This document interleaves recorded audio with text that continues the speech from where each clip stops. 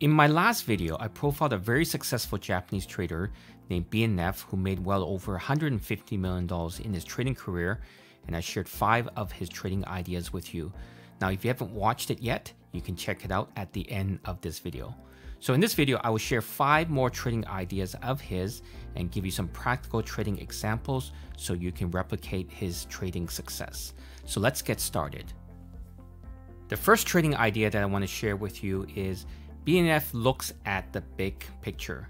So let's just say, for example, when you sit in front of the computer, you're ready for the trading day. What's the step-by-step process that you do on a daily basis to identify stocks that you want to trade that day? Well, let me walk you through what BNF does. So the first thing he does is he reads the entire market and decides which sector that he should focus on. Now, I mentioned to you in part 1 of the series that he has about 50 stocks on his watch list. And then he has to decide which of those 50 stocks is he going to trade once the market opens. So here's what he looks at. So he looks at the stock price increase or decrease from the previous day's close of these 50 stocks. Then he ranks all these 50 stocks based on their price performance. He looks for any significant or abnormal trading volume in the stocks that he's monitoring. Also, he looks at the price performance of the leading stocks. And these stocks are generally the market leaders in their respective sector. And also, finally, he looks at the performance of the US stock market, the Nikkei 225 index futures, and generally looks to see what's going on in the global world. Once BNF does all this, then he has a good overall sense of the market and what sectors and stocks are performing well. And he can just focus on those stocks and patiently wait for the stocks to set up and then trade them. BNF's second trading idea is to look for seller exhaustion. Now, there are several signs that BNF looks for in identifying a stock that is bottoming and looks to go back up. And one sign is trading volume. Now, for those who aren't familiar with trading volume is the total number of shares that are traded during a given period of time. And traders typically utilize trading volume for confirmation of a potential continuation of a trend or a possible trend reversal. So BNF sees signs of a potential bottom for stock when he sees huge trading volume near the end of a stock's price decline. So once trading volume subsides a bit and the stock price starts to rise again, then it's a good entry point to buy. And as the stock price rises, he wants to see increased trading volume to confirm that it is indeed a bottom. Let me show you an example. Now, here's a chart of SoftBank, and you can see here that the stock price here has been starting to drop very, very rapidly. And what I want you to note here is this is the trading volume. So you can see as it's dropping, trading volume is actually increasing. And in fact, right at the bottom in terms of the reversal here, you can see this red candlestick and then a green candlestick as it keeps going higher, is the volume is actually at its peak. So this is a good example is that as the price is falling, you want to see increased volume. You want to see actually peak trading volume right at the bottom. And you can see here that this was actually in fact peak trading volume. And you can see that the price actually jumped up. And then here the trading volume is a little bit slower, but then you can see here trading volume started picking up, and then therefore you can kind of start to see that the price slowly started going higher. So here is a perfect example of trading volume giving BNF an idea when the stock is bottoming and ready to go up again. The third trading idea that I want to share with you is you need to know where the big sellers are. Now, it's obviously tough for a stock price to go up if there are a lot of sellers in the stocks that you're trading. So the key is really to identify where the sellers are and at what price, and then wait until all the sellers have sold, then you can confidently buy into the stock. So now you may be asking, well, where are the sellers usually at? Well, they are at strong resistance price levels. They are at previous tops or previous highs in the stock price. I made a video about how to identify price resistance levels that you can watch at the end of this video. Once you identify where the big sellers are at, then what you want to do is put a buy stop order above the resistance price levels, so that even though you're buying at a higher price, you know that there are few sellers left, so the price has less resistance to go up, and you know that there are strong buyers out there who have just bought at all the shares from the big sellers. So once you bought in, you want to be able to identify where are the next big sellers at and at what price. So you put a sell order below the price where the big sellers are at, and then again, these sellers could be at the next big resistance price levels. Now let me give you an example. So here's a 5-minute chart of Toyota Motor, and I drew this resistance line all across here around 99.62. So you can see that around this area there is a lot of sellers. So you can see here the stock went up, a lot of the sellers came in here and it pushed the price down.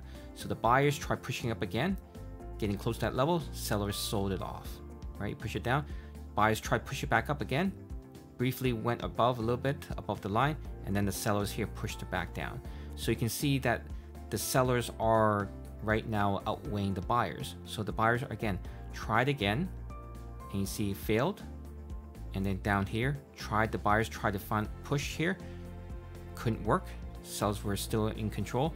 Sellers, still a lot of sellers selling around this 99.62 area, okay, and then push back down, and finally the buyers were strong enough, and probably at this point in time the sellers were exhausted or all the sellers were gone, and finally the buyers were able to push this price right above here. So what you want to do in terms of looking at these resistance lines and seeing where all the sellers are is you want to buy, put an order, a buy stop order above where all the sell orders are. And what I would do is probably put a buy stop order around 99.70 or 99.80, just above where all the sellers are, and then once all the sellers are gone, then you can see that the price shot up. The fourth trading idea that I want to share with you is BNF likes to buy stocks that gap up. Now you may have noticed that sometimes before the market opens, a stock price has already jumped in value compared to their previous close. Now this could be due to many factors, either positive company news or earnings in the stock market, or just basically positive sentiment in the overall markets. Now this term is called gap up, meaning that the stock price opens up higher than the previous day's price. So what BNF says is that stocks that gap up at the market open should be bought and held. Now, since there are usually stocks that increase by 2 or 3% per day, you should monitor these stocks to see if their prices can go even higher. Now, if they don't go any higher, then BNF says that you should cut your loss within 1% of the stock price. So let me give you an example so you can see this concept a lot clearer. So here's a 5-minute chart of Nintendo. So what we want to do is we want to look for a gap up, and you can see here this was the previous close in the stock, and you can see right at the open it gapped up. And what we want to look for is we want to look for resistance levels. So there is a resistance level right here, but we're not sure whether this is a strong resistance level yet because it only hit there once. So you can see here the stock price went up and actually hit that price level, which is around 65,900, hit it. To confirm that is indeed a resistance level, it actually went down a little bit and then went right through. So what you want to do is you want to put an order and enter in the order right here, right above 69,900, and you can see the price rise right after that. I talked about this exact same strategy called gap and go in my previous videos, which you can check out at the end of this video. It was a chart of the stock AMC, which gapped up and kept going higher.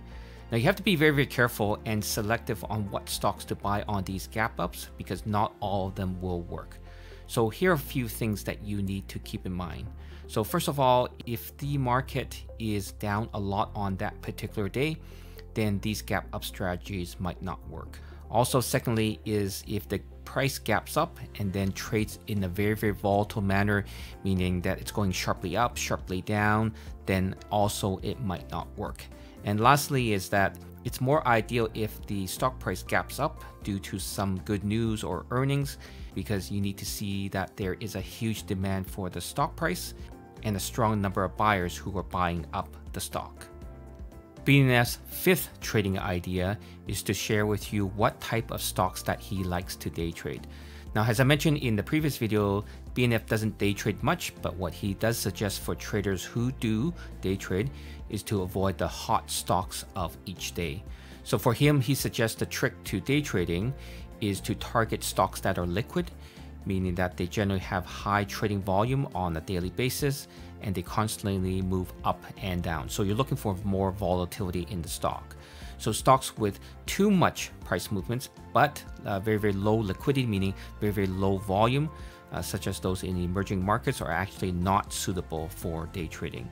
Now, for me, what I would suggest for day traders is that you watch between 5 to 10, have your go-to stocks to day trade each day, get familiar with their daily price movements, find out what catalysts trigger the price to move, and typically what type of chart setup is best for each stock.